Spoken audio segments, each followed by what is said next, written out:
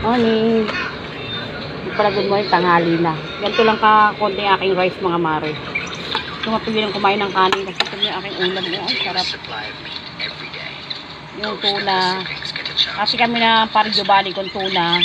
Akin yung bandang buntot kasi gusto ko yung malitid na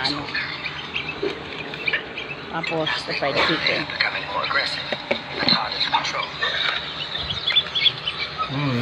Kain tayo mga mare.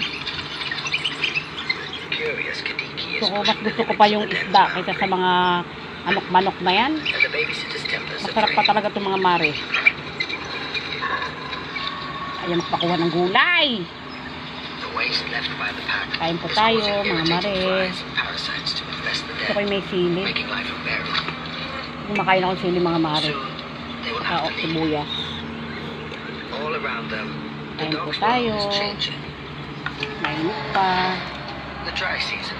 Bye.